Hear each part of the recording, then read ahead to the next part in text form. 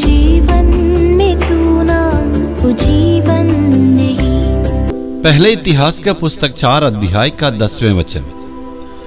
और याबेस ने इस्राएल के परमेश्वर को यह कहकर पुकारा कि भला होता कि तू मुझे सचमुच आशीष देता और मेरा देश बढ़ाता और तेरा हाथ मेरे साथ रहता और तू मुझे बुराई से ऐसे बचा रखता कि मैं उससे पीड़ित ना होता।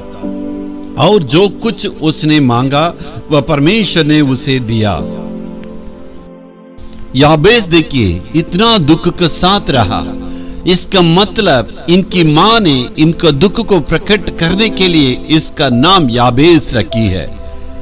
इसका मतलब इनका जिंदगी भर दुख के साथ ही रहा।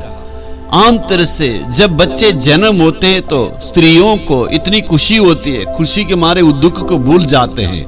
लेकिन इसकी मां को देखिए, बच्चे जन्म होने के बाद उस दुख को प्रकट करने के लिए उसका नाम को याबेस रखी है। पुराना नियम के अनुसार 8वें दिन खतने कर रहे हैं। खतना करने के वक्त शायद याबेस का नाम को वो बदल सकते थे, लेकिन उस मां ने उस नाम को बदलना नहीं चाहती, उसी नाम को रखना चाहती थी। मां अपने बेटे के निमित्त आनंद होना चाहिए था, बेटा मां के चलते आनंद होना चाहिए, लेकिन यहां दोनों बात नहीं है। मां दुख को प्रकट करने के लिए ऐसे रखी है, कभी भी बेटा के चलते वो आनंदित नहीं है।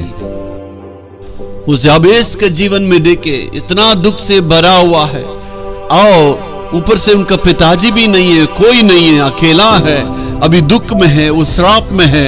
उसको स्मरण करके परमेश्वर से उन्होंने ऐसे विनती किया, हे प्रभु मेरे श्राप को तू बदलना है, मेरे दुख को मुझसे दूर करना है।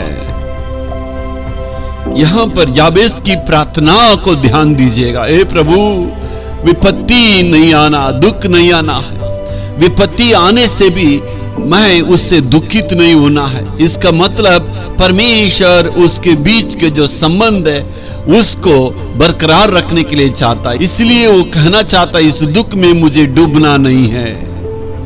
यदि शरीर में कुछ कमजोरियां हैं, कुछ परेशानी है, आप कभी भी दुख नहीं होना है।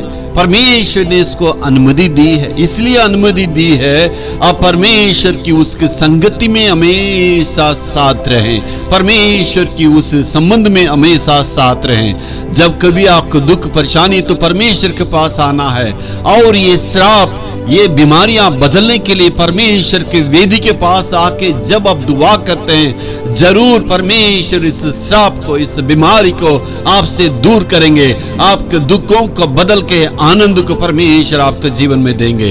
Hallelujah, hallelujah.